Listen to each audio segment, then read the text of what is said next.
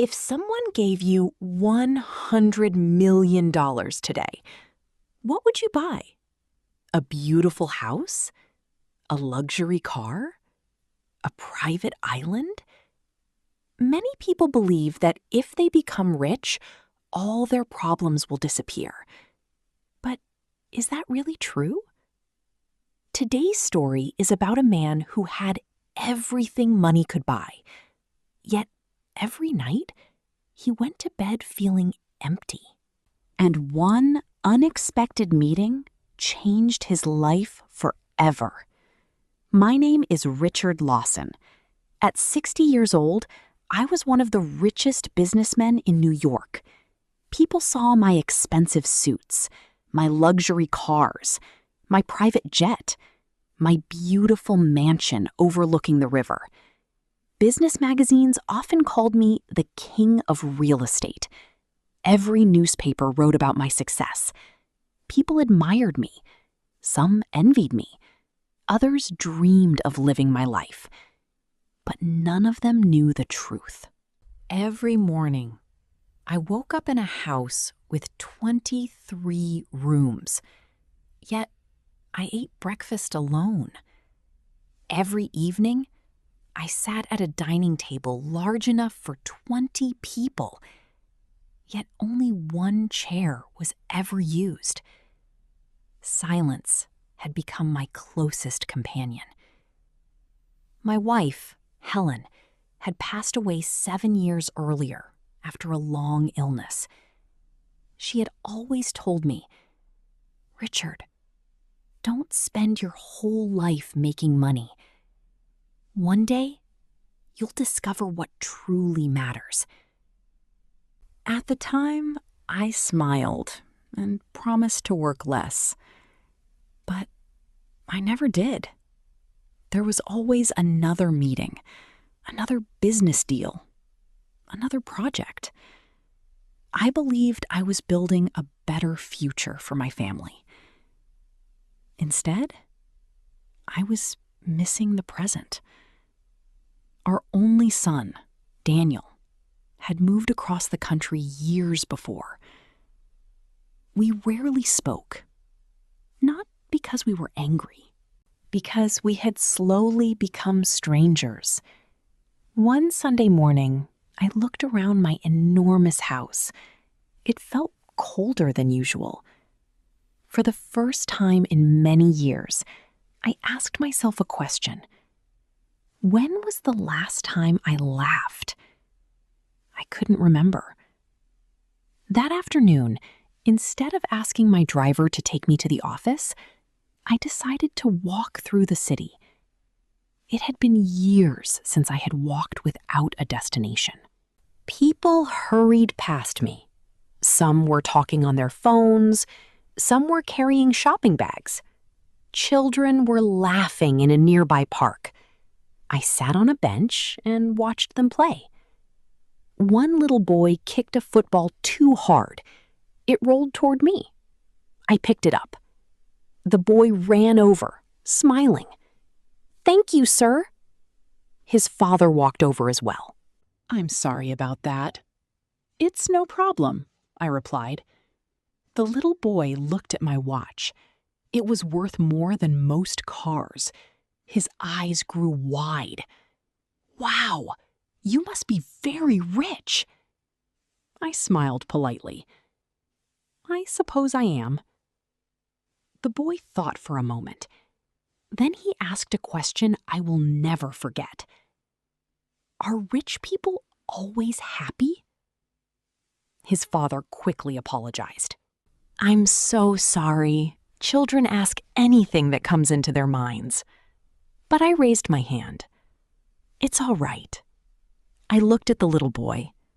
Then I answered honestly, "No." He looked surprised. "Why not?" I stared at the river for several seconds before replying. "Because money can buy many things, but not everything." The boy nodded as if he understood. Then he picked up his football and ran away laughing. I watched him disappear across the grass.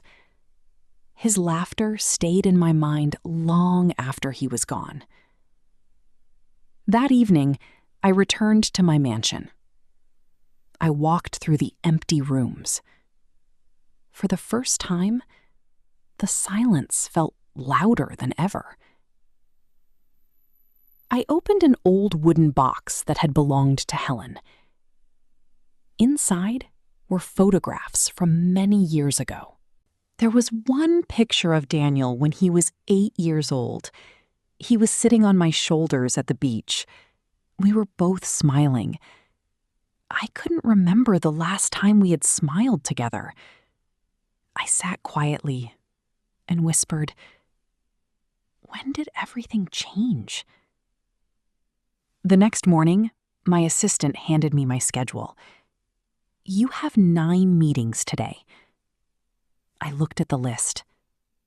Then, for the first time in 35 years, I picked up a pen and crossed out every single meeting. My assistant stared at me. "Sir, is something wrong?" I smiled. "No. For the first time in a very long time, I think I'm finally ready to discover what I've been missing." I had no idea that a simple journey through the city was about to teach me the most valuable lesson of my entire life. The next morning, I woke up earlier than usual. For the first time in years, I had no meetings, no business calls, no contracts waiting for my signature. The silence felt strange. After breakfast, I left my mansion without my driver. I wanted to walk, not because I had somewhere to go, but because I wanted to see the world I had been too busy to notice. As I walked through the city, I heard soft music coming from a small corner of the street. An old man was playing the violin. His clothes were simple. His violin looked old. But when he played, people stopped to listen. Children smiled. Couples held hands. Even strangers slowed down for a moment. When the song ended, people dropped a few coins into his small hat. I walked over and asked, "You play beautifully." The old man smiled. "Thank you." "Have you ever wanted to play in a famous concert hall?" He laughed. "When I was young, that was my dream." "What happened?" "My wife became sick. I sold almost everything to pay for her treatment." "I'm sorry." He nodded. "I lost my house, my savings, my dream." I looked at him with sympathy. "But," he continued with a smile, "I never lost my music." He lifted the violin. "This still brings people joy." Then he asked me, "Tell me, sir, when was the last time your work made you smile?"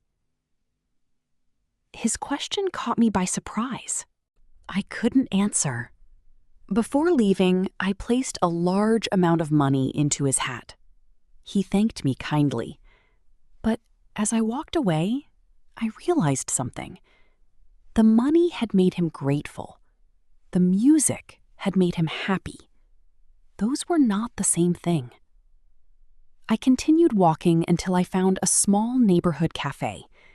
It was nothing like the expensive restaurants I usually visited. The tables were old. The chairs didn't match. Fresh bread filled the room with a wonderful smell. An elderly woman greeted me. "Good afternoon. What can I get for you?" I ordered a cup of coffee. As she served it, I noticed something. She knew almost every customer by name. She asked about their families, She remembered birthdays. She laughed with them. The cafe felt more like a home than a business. When it became quiet, I asked, "How long have you owned this place?" She smiled. "Almost 30 years. Has it made you rich?" She laughed. "Oh no. But it has made me something much better." "What do you mean?" She looked around the room. "Every person here is part of my family. When my husband died, these customers brought me food. When I became sick, they took care of my cafe.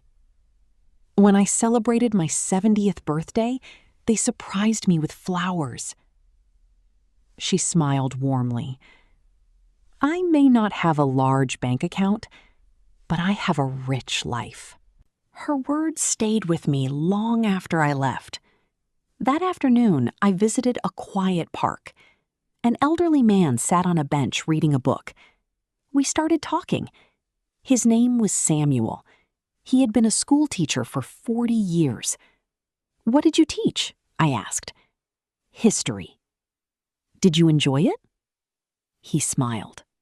"Every single day." "Were you ever tempted to leave for a higher-paying job?" "Many times." "So why didn't you?" He closed his book. "Because every year I watched children become confident adults. No amount of money could replace that feeling." Then he asked me, "And what about you? Were you happy with your work?" I thought for a long moment. "I was proud of my success." He smiled gently. "That's not what I asked." The question stayed in my mind. Was I happy? I had spent 35 years chasing success, but I had never stopped to ask whether success had made me happy. That evening, I returned home. Instead of turning on the television, I opened an old photo album. There were pictures of family vacations, birthday parties, Christmas mornings. In almost every photo, Helen and Daniel were smiling. But I noticed something. In many of those pictures, I wasn't there. I had been working, closing another business deal, attending another meeting, building another company. My eyes filled with tears. For the first time in years, I allowed myself to cry. The next morning, I made a decision. I opened my phone. I searched for Daniel's number. My finger hovered over the call button. We hadn't spoken properly in nearly 2 years. What if he didn't answer? What if he was still hurt? What if it was too late? I took a deep breath. Then I pressed call. The phone rang once, twice, 3 times. Finally, someone answered. "Hello?" It was Daniel. For a moment, neither of us spoke. Then I quietly said, "Hi, son. I was wondering, would you have dinner with me?" The line became silent again. I didn't know what he would say. But deep inside, I knew this phone call would become the most important conversation of my life. The phone call ended with a simple answer. "Okay." Daniel's voice was calm. "We can have dinner tomorrow evening." I smiled for the first time in days. "Thank you." The next evening, I arrived at a small Italian restaurant. It wasn't expensive. In fact, it was the same restaurant Helen had loved many years ago. I chose it because it reminded me of happier times. I arrived early. I looked at the door every few seconds. Then, at exactly 6 o'clock, Daniel walked in. He looked older. There were a few gray hairs in his beard. For a moment, I didn't see the grown man. I saw the little boy who used to run into my arms after school. We shook hands. It felt strange. We were father and son, but we greeted each other like strangers. We sat down. For the first few minutes, we talked about simple things. The weather, his job, the food. But both of us knew that wasn't why we were there. Finally, I looked at him and said, "Daniel, I'm sorry." He looked at me quietly. "I missed your birthdays. I missed your soccer games. I missed family vacations. I told myself I was working for our future, but I forgot to live in the present." Daniel didn't interrupt. He simply listened. I thought buying a bigger house would make our family happier. I thought earning more money would solve every problem. I was wrong. For a long moment, neither of us spoke. Then Daniel took a slow breath. "Dad, I never wanted a bigger house." I looked at him. "I wanted more time with you." His words felt heavier than anything I had ever carried. When I was 10 years old, I scored the winning goal in a championship game. I looked into the crowd. "I kept hoping you'd be there." I closed my eyes.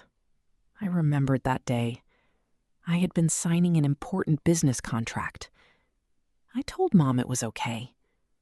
But the truth is, it hurt. Tears filled my eyes. "I'm so sorry." Daniel smiled sadly. "I know.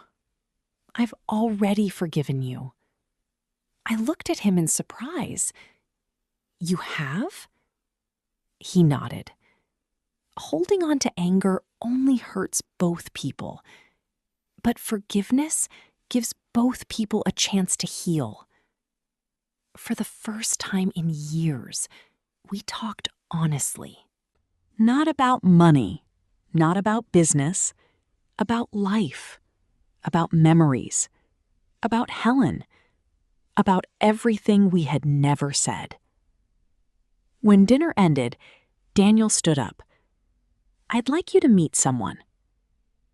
Outside the restaurant, a little girl was waiting beside a car. She looked about 8 years old. She smiled brightly. "Grandpa?" My heart almost stopped. I looked at Daniel. "You never told me." He smiled. "I wanted to tell you in person. This is Emma." My granddaughter ran toward me and hugged me without hesitation. She didn't care how much money I had. She didn't know anything about my companies. She simply knew I was her grandfather. At that moment, I realized something. The greatest treasures in life don't come with a price tag. Over the next few months, my life began to change. I reduced my working hours. I sold my private jet. I donated several luxury cars to charities that trained emergency medical workers. People in the business world were shocked. Some newspapers even wrote, "Has Richard Lawson lost his mind?" I smiled when I read those headlines. No. For the first time, I had found it. Instead of spending every weekend in meetings, I spent them with Emma. We baked cookies together. We walked through the park. We fed ducks by the lake. She laughed every time I pretended to lose at board games. One afternoon, she looked up at me and asked, "Grandpa?" "Yes." "Are you rich?" I laughed. "I suppose I am." She smiled. "I think you're rich because you always have time for me." Her words touched my heart. Children have a wonderful way of seeing the truth. A few months later, I gave a speech at a business conference. Hundreds of young entrepreneurs were waiting to hear my advice. Many expected me to talk about investments, marketing, negotiation, profit. Instead, I told them this. When I was younger, I believed success meant earning more every year. I spent decades building my fortune. But one day, I realized I had been neglecting the people who mattered most. Money is a wonderful servant, but it is a terrible master. The room became completely silent. Then I continued.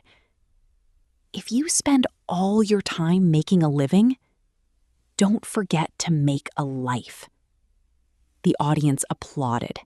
But I wasn't thinking about the applause. I was thinking about Helen. I wished she could have seen the man I had finally become. That evening, I visited her favorite place by the river. The sunset painted the sky with shades of orange and gold. I sat quietly on a bench. For the first time in many years, I felt peaceful. Not because I had earned more money, but because I had rebuilt what money could never buy: a family, friendship, love, trust, and time. Years later, people still asked me, "What was the best investment you ever made?" They expected me to mention a building, or a company, or a piece of land. Instead, I always smiled and answered, "The best investment I ever made was investing my time in the people I love." Because money can buy a beautiful house, but only love can make it a home. Money can buy a comfortable bed, but it cannot buy peaceful sleep. Money can buy expensive gifts, but it cannot buy genuine friendship. And money can buy almost anything, except the moments you never took the time to enjoy. Thank you for listening. If this story touched your heart, please like this video, share it with someone you care about, and subscribe to Fluent English Hub for more original English stories that inspire, teach, and help you improve your English. And always remember, the richest person is not the one who owns the most. The richest person is the one who has the most love, the most gratitude, and the people who are happy to walk through life beside them.